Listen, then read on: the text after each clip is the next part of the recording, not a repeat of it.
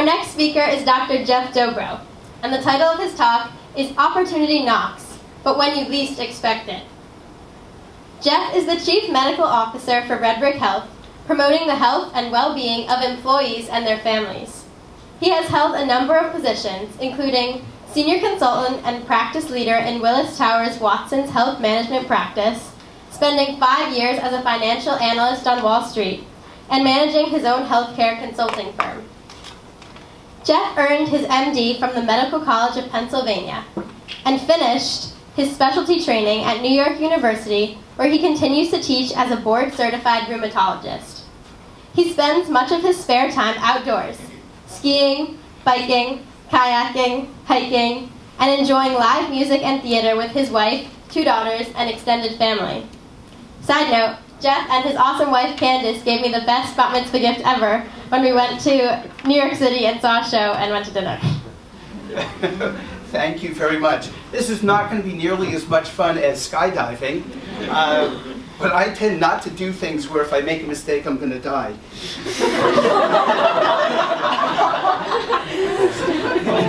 But I am going to talk about my own different kind of a journey, which has taken me from medical school to being friends with Julie and her family, and all of the twists and turns in between. So my message for today, if there is anything that you'd want to take home, is that tomorrow's world is not going to look like today's world, and you can't predict what it will look like. So be open to new experiences and opportunities. You never know when they're going to come, and you will need to know how to find them. So be actively aware and be engaged in your world. I think that's what you've heard from all of the speakers today. I'm not sure why that's the theme for today. What was the theme? What did you have as your topic? Game changers. Maybe that's it. Maybe it's the social and the political environment.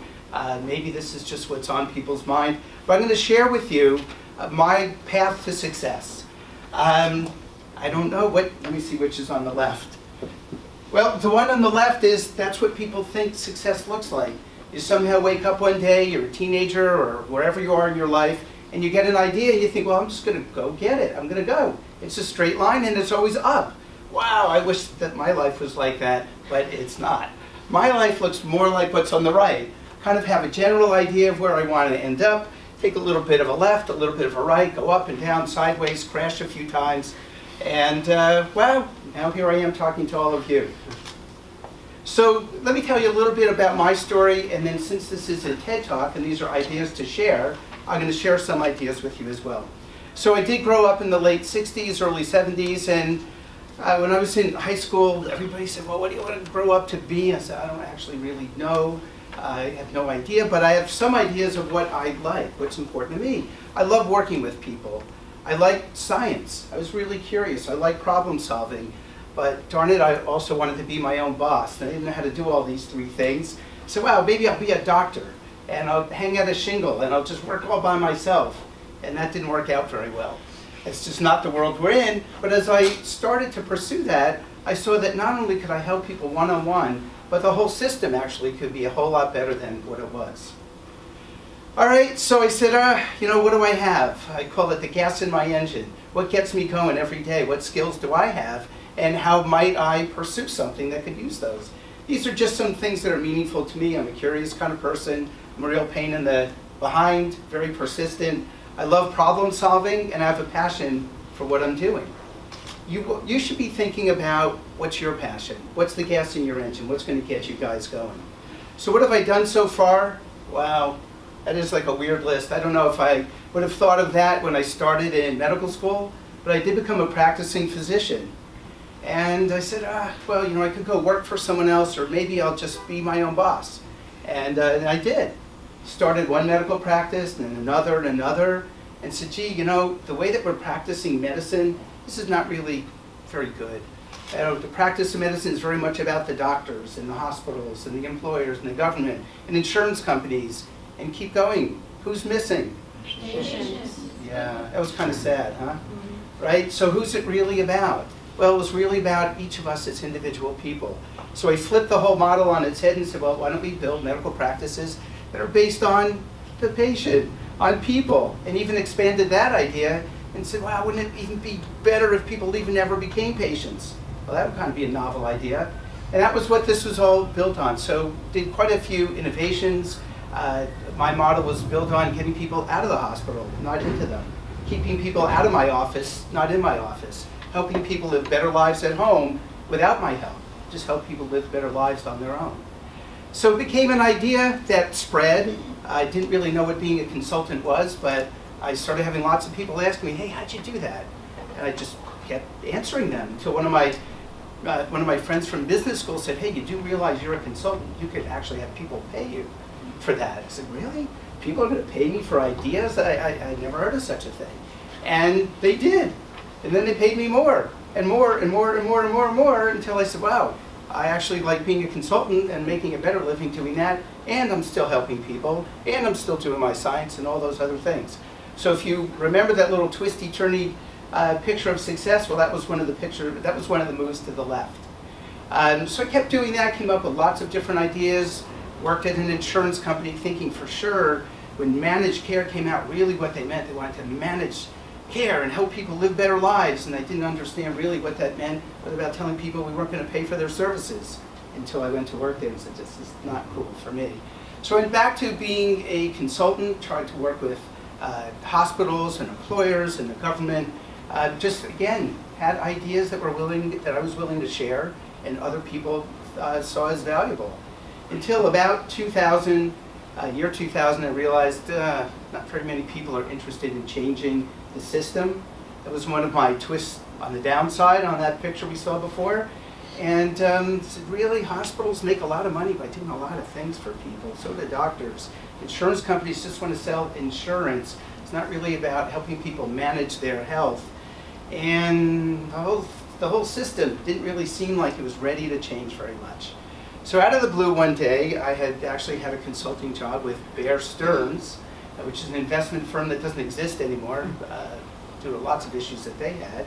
But they asked me to do some analysis on an insurance company, which I happily did, and they made a lot of money and paid me a very tiny consulting fee compared to what they made as investors.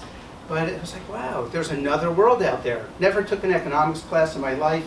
I couldn't do any accounting other than to run medical practices, maybe some of my own businesses. But one day they said, hey, you know, we've got a hedge fund here, or we're leaving Bear Stearns, you want to join the hedge fund? And not knowing really what a hedge fund exactly was, I got out my lawnmower and my clippers and gardening gloves and said, I'm going to go out there and work the hedges with you guys and let's figure it out. Essentially over about 6 months, had to teach myself how to be a hedge fund analyst and how to evaluate companies. Did that for about 4.5 years, which is very interesting. It's a great way to learn how the economy really works, which is nothing anyone ever teaches you in school. It has nothing to do with what you read in the newspaper. It's very interesting. But it was a way to learn how capitalism really works and how using economics and a passion for doing good in the world can come together. So from that, I had an interesting question. I said, wow, you know, we've been thinking a lot about how doctors and hospitals can help people. How about if we learn how to help people help themselves? And that's actually what I currently do. Is I run a company. I think about how we as individuals think about our own health, our own well-being, and our own success in life. And ended up being able to create a business out of this with others, where we work with large groups of people. We provide coaches, we provide apps, we provide all sorts of things to help people live better and healthier lives. So you can see a lot of twisting and turning in a career. It's certainly not a path I ever could have expected. I have no idea what's next. All right, so what did I learn from all of this? Of course, when you come to a fork in the road, take it. Oh my God, can we do the same old shit, or we should be doing some crazy new shit? I don't know. But if you're not open to it, and you don't see the fork in the road, you're never going to see the opportunity. You'll never know what to do. And I think that's one of the themes that you're going to hear about today, is be open, think, find your passion, then figure out how to make a living at it. If you're looking for something to read that's really interesting, a guy named Clayton Christensen, a very famous economist, wrote a great book called How Will You Measure Your Life? And here's some of the insights he shares in his book. Is, you know, find your passion, figure out how to make a living, plan a direction, but balance plans to find something you truly love doing with the opportunities and challenges that you never expected to arise in your life. Meaning, pick a direction, but be open. Things will be different. Wherever you think you're going to be in the future, I can guarantee you will not be there. You'll be somewhere else. You may be somewhere that you want to be, but you may also be someplace that you don't want to be. So keep your eyes open. We almost always are presented with better options than those we've planned for, if only we see them and we're open to them. Right? Pretty interesting thought. Very famous guy. So I've actually learned a lot from others, come up with some of my own interesting ideas, but I wanted to share ideas, given the theme that this is a TED Talk. So what are some guiding principles that you might think about as you work through your own pathway in life? Well, focus and pace is one of the themes. Billie Jean King, who's a very famous tennis player, had a very famous line: slow down, keep your eye on the ball. Stay in your own court and play your own game. Well, we've got some very well-known Kinnelon tennis players here. And this is the theme, right? We can learn from sports, we can learn from others, but do what we're good at, what we love, be open to other ideas, but really focus. But keep a perspective. This is a very famous one: the journey, not the destination, matters. And T.S. Eliot, who many of you may have studied, is a very famous poet and philosopher. Be flexible. When the facts change, I change my mind. What do you do, sir? Well, that's kind of really interesting. Some of us get so embedded in the way that we think, in the statements that we've made before, that we feel like, oh boy, I said it before, I better really follow through and do what I said, and it keeps us very rigid and unable to make changes in our lives. And of course, my father is the most famous philosopher of all about patience. He's always said, there's always another bus. Right? If you miss this one, don't worry, there'll be another bus. If you don't want the bus that goes there, there's a bus that will go somewhere else. A few other things I did want to share with you about truth. This is a really interesting one from Barbara Kingsolver, who's a famous novelist. Illusions mistaken for truth are the pavement under our feet. They're what we call civilization. So we think we're standing on stable ground that will never change. The one thing that you can be sure of is it will change. And life is not as stable as you think. But fate's important. Louis de Bernier had a very interesting saying: destiny caresses the few and molests the many. Be prepared for shit happening, as we saw in the other fork in the road. A very interesting statement about accountability. You know, when's the last time you washed a rental car? I'm just going to stop there for a second. I think in the existence of America, at least in the rental car business, it has never happened. And who figured it out? There was actually an Air Force guy who was in charge of maintaining the Air Force airplanes. This was in the Vietnam War. And his general came in and said, you know, you're in charge of the left wing. And he said, well, if I'm in charge of the left wing, I don't actually care about the whole airplane, do I? I just care about the left wing. And changed the entire way that the Air Force changes its, or runs its maintenance program. And then the last thing is, don't believe everything you think, right? We all are very certain that we have good ideas. We look to reinforce the ideas we already have. Well, be open to new ideas. I'm going to close just with a story that a novelist, David Foster Wallace, shared at a commencement talk at Kenyon in, I think, 2006. So let's just read the story together, and I'm going to pause for a minute and just ask you to think. There are these two young fish swimming along, and they happen to meet an older fish swimming the other way, who nods at them and says, hey, morning boys, how's the water? And the two young fish swim on for a bit, and eventually one of them looks over at the other and goes, what the hell is water? The immediate point of the fish story is that the most obvious, ubiquitous, important realities are often the ones that are hardest to see and talk about. What's going on right around us? How should we react?